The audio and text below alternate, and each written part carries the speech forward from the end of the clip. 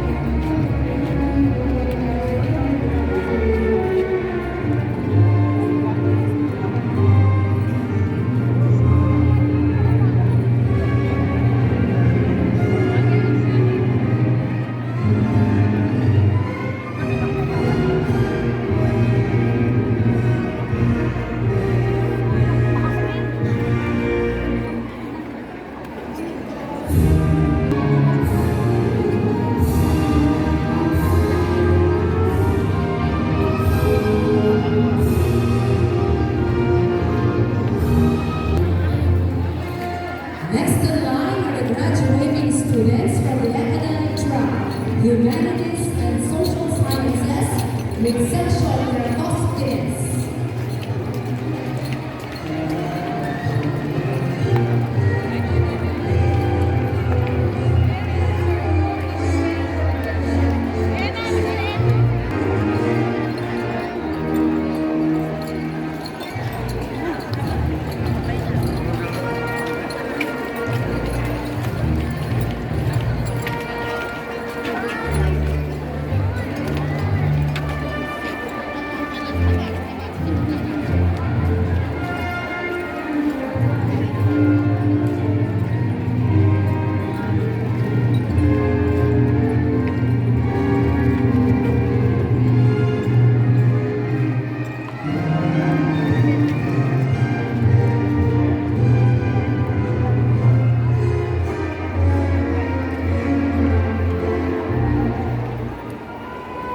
Following next are the graduating students from the academic track, Humanities and Social Science.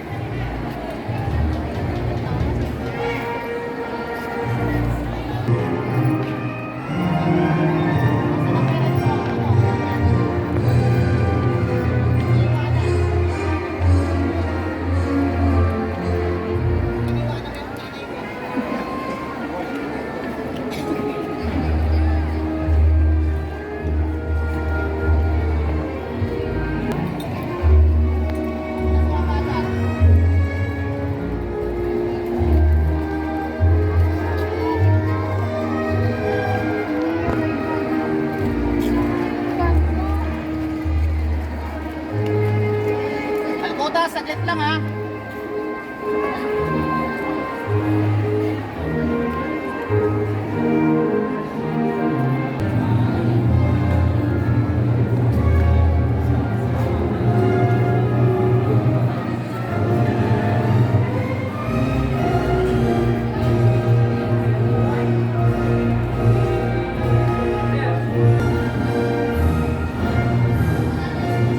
Lesson 9, ladies and gentlemen, and graduating students from Technical, Vocational, and Livelihood track, Information and Communication Technology strand, Section College.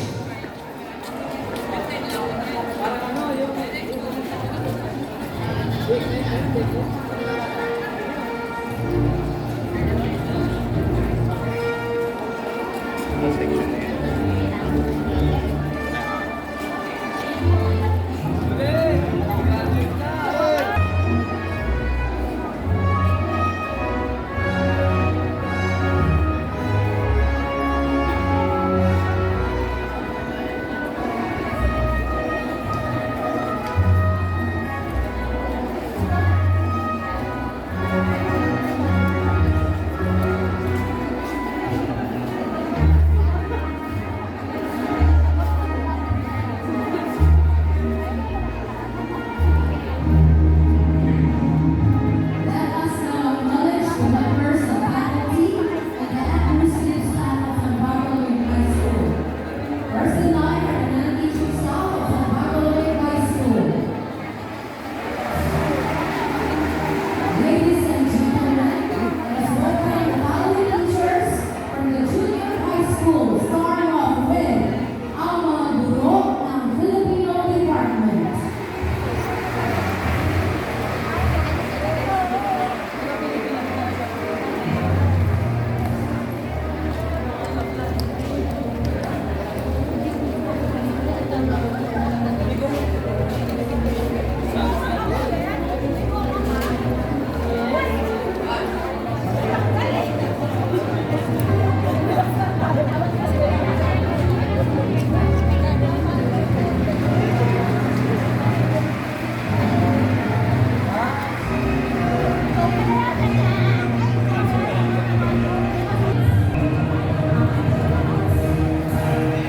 Next in line are the educators from the Science and Technology Department.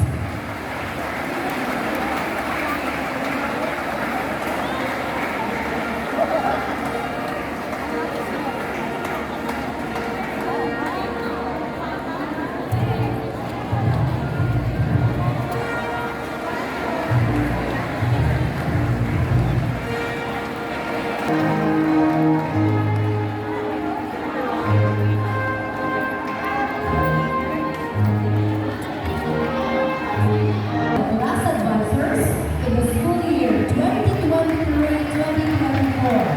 Starting off with the class advisor of ABM Section 5, Miss Princess Lorraine J. Banando.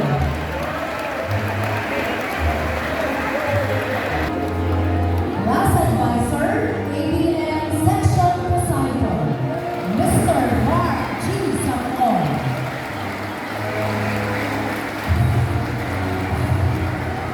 Class advisor, Humes Section Keratos Pines, Miss Carly C. Bernillo.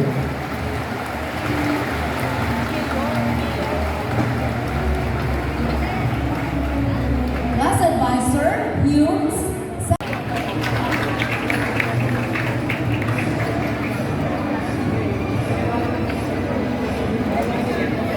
It is my honor and privilege to present to you the graduates from Technical, Vocational, and Livelihood track, Home Economics strand, Section Kansi.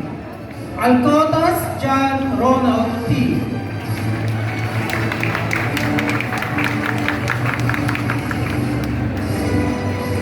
Antequera Mark Lester P. with honors and best in work immersion.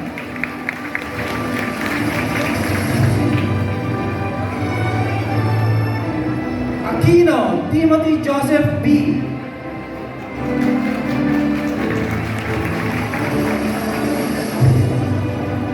Malinggito Omansi Benedict D. with honors.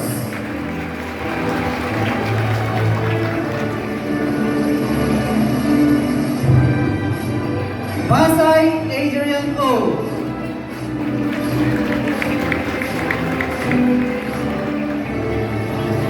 Bautista Kyle P. with honors.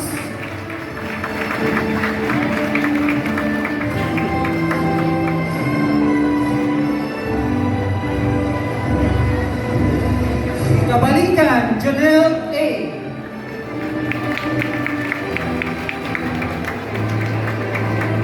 Kalumpiano John Lord A.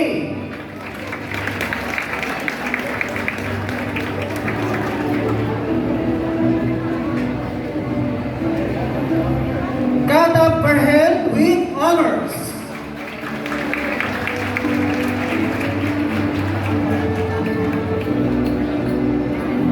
Custodio Carl Servo Rogelito B. Bartolome Calvin Marco R. Beriah Clark Anthony B. with honors. Credito Melvin C. De Leon Rodrigo Sean C. with honors. The Dosmo John Daniel D. Esteves Angelito S. with honors.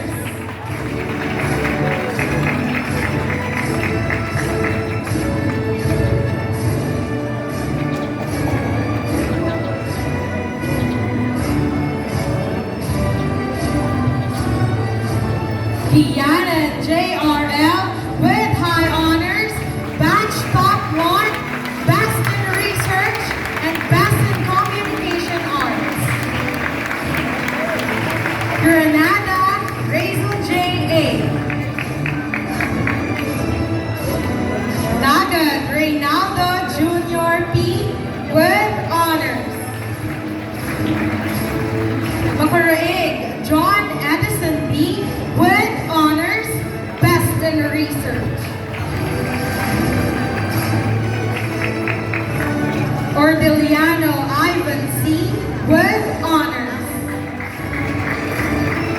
Paradella Ian Kirby L.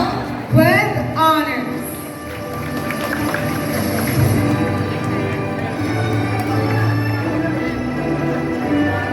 Pasqua Jeremy Nick A. with honors. Bussing Bruce Jenner A. with honors.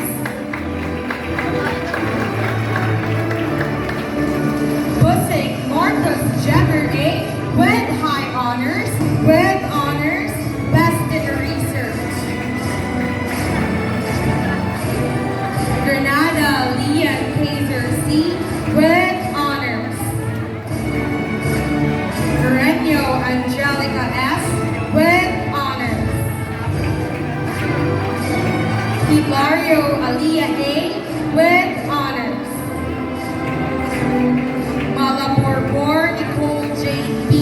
with honors. Maturan Abigail Santorita with honors. Minimo Therese Angelique H. with honors.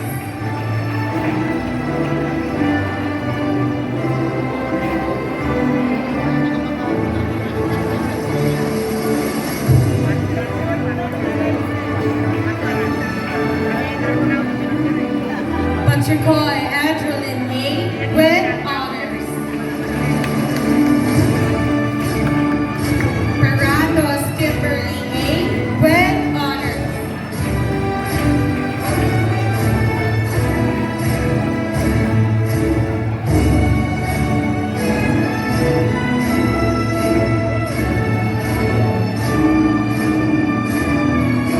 Sa Ateneo de Manila University.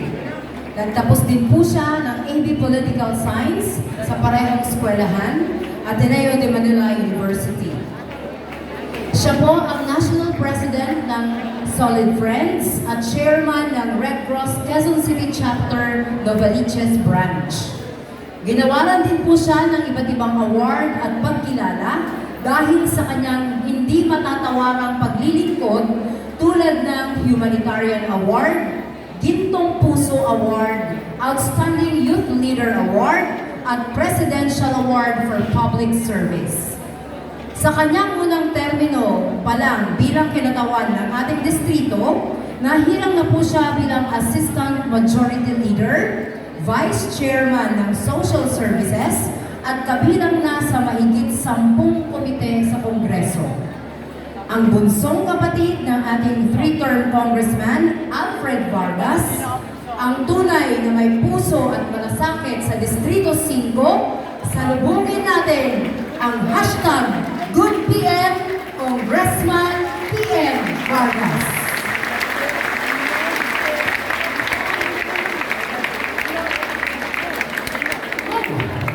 Sa ating po mga graduates, sa mga magulang, mga guro, at mga kapwa nating public servant, isa pong good PM sa inyong lahat. Congratulations, High School Batch 2024. Ang gaganda at ang gagwapo ninyo sa mga puting toga. Akala ko ikakasal na kayo lahat ng pasok ko. Kanina po naglalakad ako dito. This is my 4th graduation ngayong umaga. Pero hindi ko talaga mapigilan na tuwing naglalakad ako, papasok ng mga graduation, lalo na kapag high school, masenti at maalala yung mga panahon nung ako ay nag-aaral pa at nung ako ay nakapagtapos. Kasi kahit sa Ateneo po kami nag-aral, hindi po ibig sabihin nun mayaman ka. Diba? Kahit sa Ateneo kami nag-aral, dingid sa alaman at sa kaalaman ng maraming tao, sa simpleng pamilya lang po kami nanggaling. Hindi naman po ako sa farm pinalaki. Pero pinalaki po ako ng isang solo parent. 4 kami magkakapatid, ang lalakas pa namin lahat kumain. High school kayo ngayon. Nung grade 3 pa lang ako na yung naatasan ng pamilya na maging tagapagluto ng hapunan nila. Bakit? Kasi ako yung pinakamaagang nakakauwi. Si Kuya Alfred naman, siya yung naglalabas ng basura. Si Ate Bunny, yung panganay namin, siya ang naghuhugas ng pinggan at ng mga pinaglutuan mo. At si DJ Carol, siya naman ang naglalaba ng mga uniforme namin. Si Mami, gigising ng 4 a.m. ng umaga, mag-iigib ng tubig para may pampaligo kami 4. At pagkaligo namin, mag-aalmusal kami, nakaipit na yung baon namin na 5 piso papunta sa paaralan. At noon, yung 5 piso, papel pa yan. Hindi pa siya coin. Dati nga may 2 peso bill pa yung panahon namin. Pupunta na kami, mag-aaral kami, at ang dahilan lang naman kung bakit kami nakapag-aral ni Kuya sa Ateneo ay ito. Sa 4 kami magkakapatid, yung 2 kong kapatid na babae, sa sobrang talino nila, grade 1 pa lang, scholar na sila sa UP hanggang matapos sila ng master's degree nila. Walang binayaran kahit piso yung nanay ko sa pag-aaral nila. Kaya yung natira, sinubukan na niya na ipaaral kami ni Kuya sa Ateneo. Yun nga lang, kahit nag-honors kami, hindi po kami naging scholar doon. Kayod Marino pa rin si Mami para sa aming dalawa. At maraming pagkakataon noon madalas, dahil nga honor student ako, bibigyan ako ng sobre sa gitna ng klase ng aming mga teacher. At ang sasabihin niya, huwag mong bubuksan yan, ibigay mo sa nanay mo. Kaya pag-uwi ko, pupuntahan ko yung mami ko. Sabihin ko, Mami, mukhang first honor na naman ako. Ako lang yung meron ganitong sulat sa buong klase namin. At pagbukas ng sulat na yon, ang nakalagay pala, kung hindi pa magbayad si PM ng tuition fee niya, hindi na siya makakapasok sa susunod na linggo.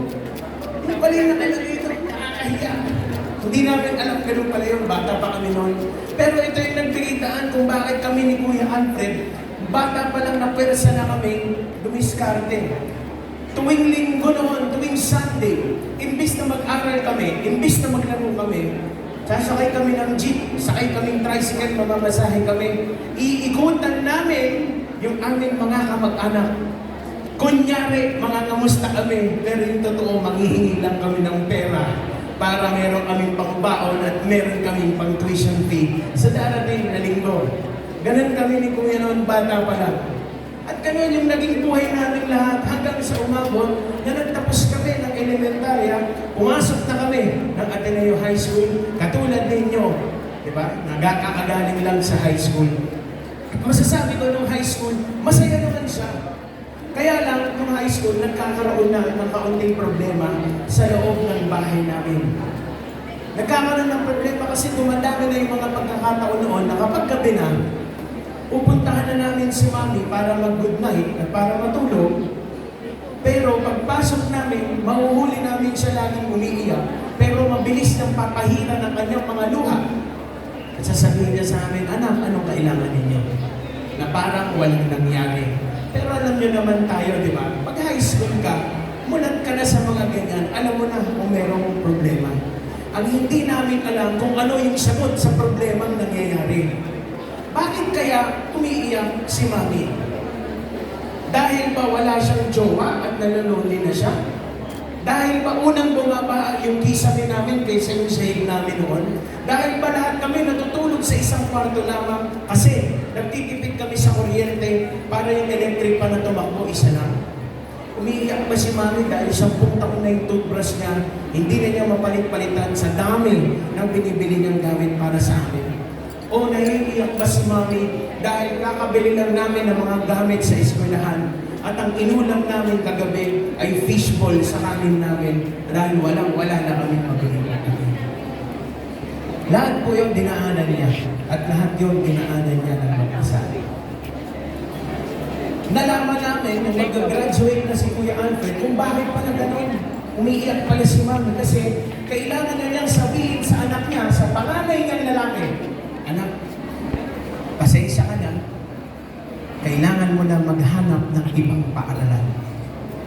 Kasi hindi natin kaya bayaran ang tuition fee ng Ateneo College. Yun pala yung pinaka-problema ni Mami, yun pala ang dahilan kung bakit po siya iyak ng iyak. Pero si Kuya, nung sinabi sa kanya yun, hindi siya pumayag. Ang ginawa ni Kuya ay ganito. Sabi niya, hindi. Gagawin ko ang dapat kong gawin para makapasok ako sa Ateneo. Kaya ang kinikilala namin dati na Alfie Vargas, ito ang nagbigay daan kung bakit nagkaroon ng artistang nagngangalang Alfred Vargas. Nag-artista si Kuya para makapasok sa Ateneo at mabayaran ang tuition fee niya. At hindi lang po yun. Sa unang taon ng kanyang buong pag-aartista, buong kinita niya kahit maliit ang talent fee niya, itinabi niya lahat ito. Itinabi niya pala lahat ito, kaya nagtataka ako ni isang kotse hindi siya bumili. Tinabi niya lahat ito pala dahil kakailanganin. Mukhang okay na kayo lahat mga anak, pwede na akong mag-retire. At sabi namin, yes. Yes ma'am, mag-retire ka. Kami naman ang bahala sa'yo. Mag-retire ka, yung bahay mo gagawin natin at yung pangarap mo makapag-Amerika tayong lahat kahit isang beses lang ng sabay-sabay. Gagawin natin yung pag-retire na pag-retire mo. Kaya kaming apat, nag-meeting na agad kami, ang sabi namin, this is it. This is the moment na maibabalik natin kay Mami yung binigay niyang sakripisyo sa atin. Tara, tuparin natin lahat ng gusto niyong pangarap, spoil natin siya lahat ng luho, bilhin natin sa kanya. Kaya sabi namin, Ma'am, first class yung flight natin papunta sa US. Bayad namin lahat ng hotel, bayad namin lahat ng pagkain, lahat ng gusto mong bilhin. Kami ang bahala kaming apat at pag-uwi mo, na-renovate na yung bahay na titirahan mo. Handa na po kaming lahat noon at bayad na yung trip namin sa Amerika. Excited na excited kaming mag-anak kasi never kami nakapag-out of the country noon na magkakasama lahat. Yun nga lang. Sa kasamang palad, mga graduates, pagka-retire ni Mami, nagka-cancer siya. At sa loob ng isa at kalahating taon ng pakikipagsapalaran, naging ulila na kami. At hanggang ngayon, mayroong sakit, mayroong pagkukulang at mayroong pumot sa puso namin, sa aming apat na magkakapatid. Dahil hindi namin nabalik yung pagmamahal at yung pangarap ng nanay namin para sa kanya. Masakit. Nawala siya. Kahit alam namin proud siya sa amin, hindi pa rin namin nabalik yun. Bakit ko kinukwento to? Hindi naman to dapat pinapagmayabang. Kinukwento ko to para alam ninyo na hindi kayo dapat mag-aksaya ng panahon para iparamdam sa magulang ninyo kung gaano nyo sila kamahal. Hindi kayo dapat mag-aksaya ng panahon para magpasalamat sa kanila kasi marami dyan sa mga nagpapaypay sa likod at nandun sa gilid, hindi sila bumili ng bagong cellphone, mabigyan lang kayo ng toga ngayon. Hindi sila nagbakasyon sa Boracay, mabigyan lang kayo ng toga ngayon. Yung iba sa kanila, kinakalahati na lang yung maintenance medicine nila para lang matustusan yung mga pangangailangan ninyo. Hindi nyo pa alam kung ano ang ibig sabihin maging isang magulang hanggang maging magulang kayo. Kaya maniwala kayo sa akin. Iparamdam nyo na ito habang malakas at masaya pa kayong lahat. Mamayang gabi, kausapin nyo sila. Pero ngayon, pwede ba kahit kaunti lang, pasalamatan natin sila sa pamamagitan ng malakas na palakpakan. Ang hina niyo naman magpasalamat. Nakasan niyo ba yan? Samahan pa natin ang hiyaw! Samahan pa natin ang sigaw! Sabihin natin, thank you, Mami! Sabihin natin, thank you, Daddy! Sabihin natin, thank you, teachers!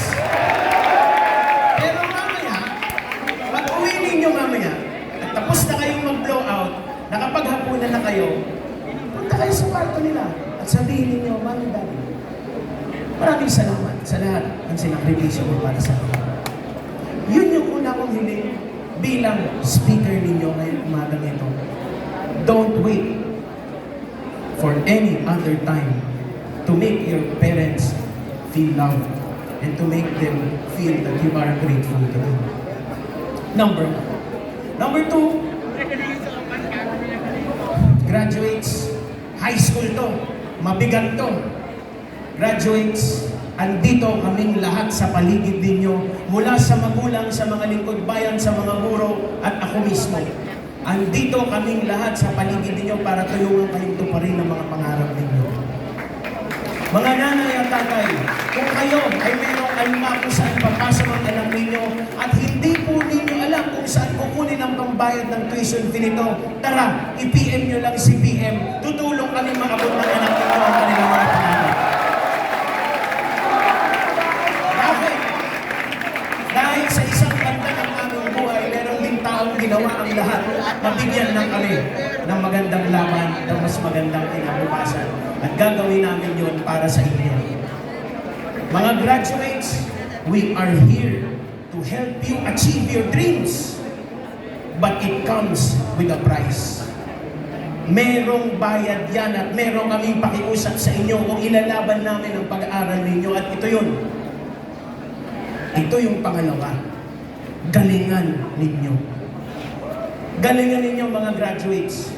Kayo ay bahagi ng isang henerasyon kung saan napakadali na maging matalino. Alam nyo ba, para may masagot lang noon, hihiram ako ng makapal na libro sa library namin, hahanapin ko mano-mano yung libro na yun. Kung ano yung kaisa-isang sagot sa tanong na kailangan kong malaman kasi hindi ako nakatulog.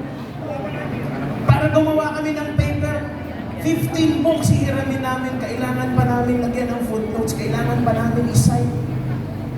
Mano-mano kami noon. Ngayon, may tanong ka, tanong mo kay Google, nandiyan na yung sagot. Gagawa ka ng paper, ChatGPT, automatic may paper ka na. Di ba ang galit? Para sa lahat ng mga humiyaw, alam ko na ngayon, ma'am, mga gumamit ng ChatGPT to. Ang dali maging matalino ngayon, kailangan nyo na lang maging masipag. Bakit? Kasi mga graduates, hindi lahat ng plano ninyo ay matutupad at hindi lahat ng gusto ninyo ay magbibigay.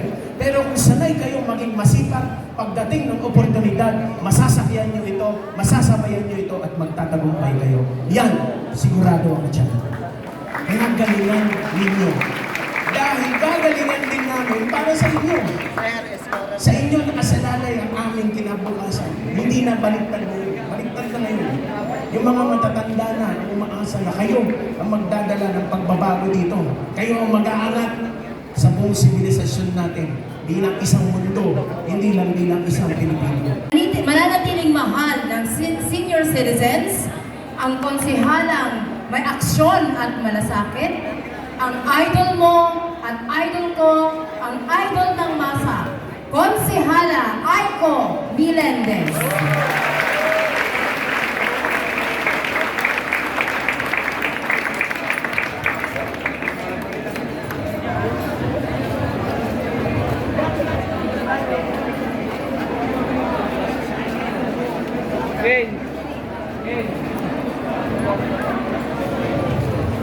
Nais ko bumati muna kay Dr. Anita Bohol, palakpakan po natin.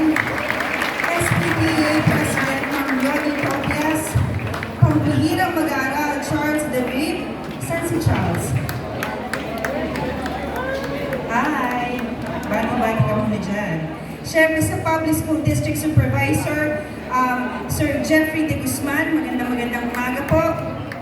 Sa ating Kapitana Risa Pascual, Kagawad Kyle Bigkas, Kagawad Cora Cuadra, of course to our Congressman PM Vargas, sa kinatawan po ng mga konsehal natin nandito, Councilor Joseph Visaya, Councilor Alfred Vargas, Councilor Ram Medalla, Councilor Shai Liban, at syempre po Councilor Mutia Castelo, at sa kinatawan po ng Office of the Vice Mayor, Vice Mayor Gian Soto po, magandang umaga sa inyong lahat. Andito po ako upang magbigay po ng mensahe galing po sa ating #1 City Mayor in the Philippines, Mayor Joy Belmonte. At ito po ang kanyang mensahe. Isang mainit na pagbati sa lahat ng mga minamahal na mamamayan ng lungsod Quezon, lalo na sa ating mga kabataang magtatapos ngayong araw. Malaking karangalan ang ibahagi sa inyo ang mensahe ng pagbati ng ating kagalang-galang na punong lungsod, Mayor Joy Belmonte. Nais kong ipatid ang aking taus-pusong pagbati sa inyo sa San Bartolome High School na magtatapos ngayong araw. Nais ko rin magbigay pugay sa lahat ng individual na nagbigay gabay at nagbigay suporta sa inyong pag-aaral. Ang araw na ito ay espesyal rin para sa inyong mga guro, magulang at guardian. Para sa inyong mga guro, ang araw na ito ay simbolo ng panibagong taon at matagumpay ng pagtuturo at paglilipat ng kaalaman ng ating mga kabataan. Para naman sa mga magulang at guardian, ito ang bunga ng kanilang walang pagod na pagmamahal at pag-aalaga sa inyo. Kaya naman maaari bang salubungin natin ng malakas na palakpakan ang una-muna ang inyong mga guro? Pwede po ba natin lakasan? Dahil yan ang ating mga guro na nagpapagod at nagpupulat para na magbigay ng dekalidad na edukasyon.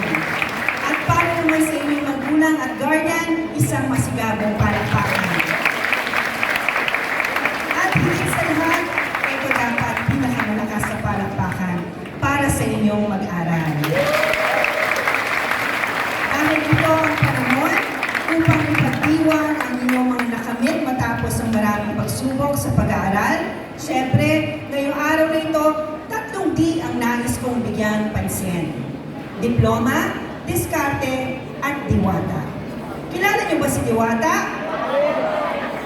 Marahil marami sa inyo nakakita na ang pangalan niya sa mga balita o social media mula sa pagiging isang simpleng tao na minsan nasadlak sa kahirapan. Ngayon ay kilala na siya bilang matagumpay na may-ari ng Diwata Paris Overload sa May Pasay. Sa katunayan, ngayong buwan, nagbukas na rin siya ng panibagong branch dito sa Quezon City mismo. Mula summer ay lumuwas si Diwata sa Maynila upang makipagsapalaran. Dumaan siya sa iba't ibang trabaho. Naging beautician, nagtinda ng kape, sigarilyo at candy at nagtrabaho sa construction. Sa kabila ng kanyang pagsubok, hindi siya sumuko. Nagpursige siya, natuto sa karanasan at dahan-dahang naitayo ang sarili niyang negosyo. Kamakailan natanong si Diwata kung ano ang matimbang. Diploma ba o diskarte? Ayon kay Diwata, napaka-importante talaga ng diploma para sa kanya. Kung may diploma ka, mas marami ka pang diskarte na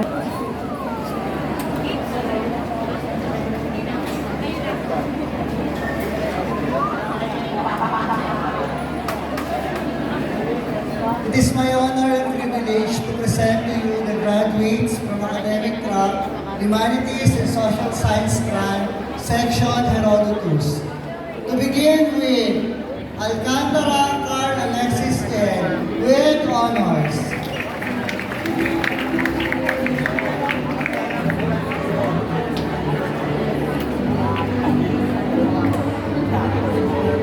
Balesteros Aldrin B. with high honor, batch top 2.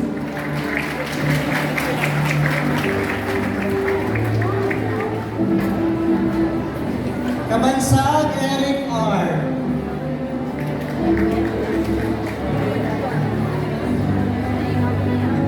Kalibot Mark Stephen R. with honors.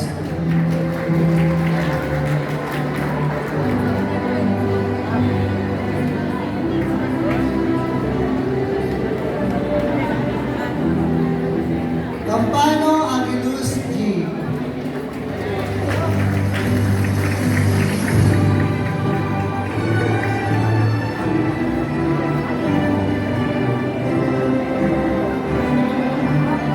Cantong Renz Arthur V.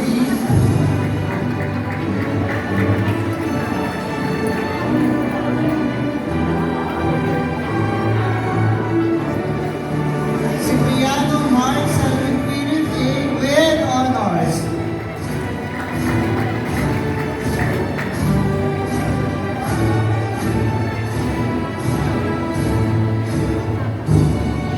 Bolivar Christopher A.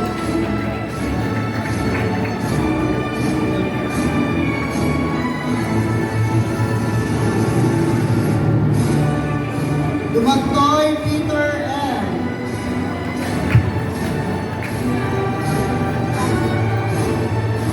Galibes Dane Alfron B.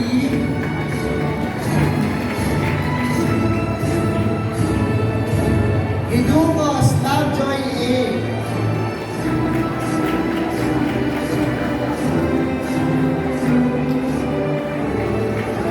Gonzales Ranran I. with high honors.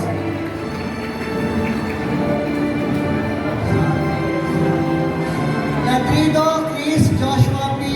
with high honors, batch top 8.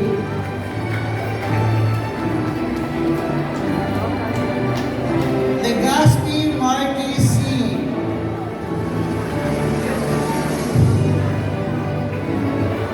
Limpango Joven V.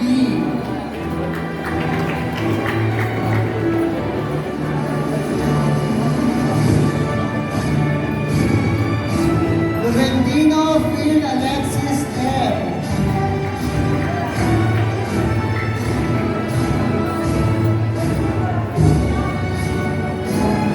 Luciano Kim Brian M.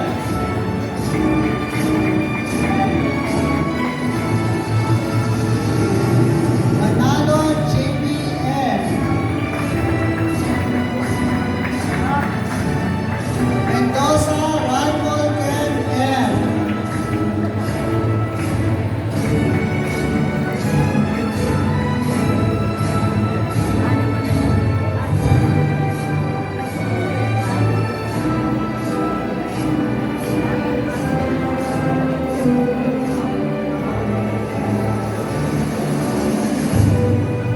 Gonzales Jermaine C.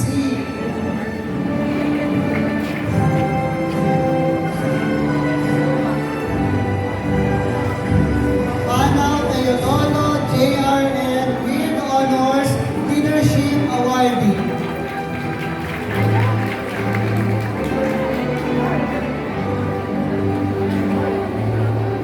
Ranga